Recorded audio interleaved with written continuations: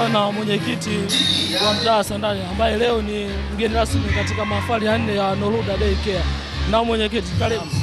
Asante sana. Nashukuru kwa mwaliko huu na nakushukuru wewe ndugu mwandishi wa kunikimbilia. Mimi naitwa Habibu Ndege Emili, mwenyekiti wa serikali ya mtaa wa Sandali, wilaya ya Temeke. Nashukuru sana kwa mwaliko huu. Umehudhuria mahafali ya 4 ya Nurhuda Islamic Daycare. Unazungumziaje mahafali ya leo? Kwa kweli nashukuru Mwenyezi Mungu, mahafali yamefana kwa sababu hata zawadi ziliwafikia walengwa ambao wahusika kamili. Kwa hiyo nashukuru sana, wamezingatia vigezo.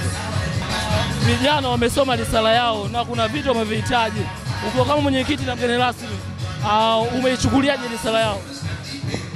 Risala yao ni nzuri. Pili, imenipa morali kwa sababu vijana wadogo wenye umri mdogo wamefanya vizuri sana.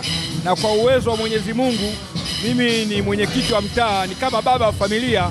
Baba wa familia inabidi ubebe majukumu ya watoto ili nao waishi kwa amani na kwa furaha, wajue baba yupo.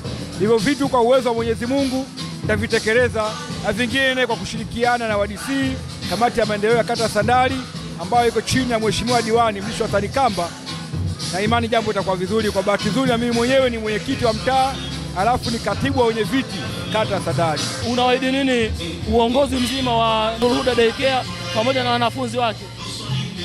Mimi niwaahidi kwamba kwa ushirikiano wangu na wao tutapata maendeleo kwa bora zaidi.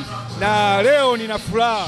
Kwa maana hiyo, wahenga walikuwa wanasema kwamba usiahidi kitu wakati ukiwa na furaha na usitoe maamuzi wakati ukiwa na hasira, lakini niwaeleze kwamba nitatoa zawadi kubwa na walivyohitaji nitatekeleza.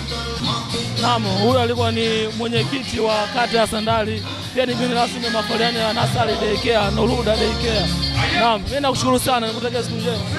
Barikiwa sana.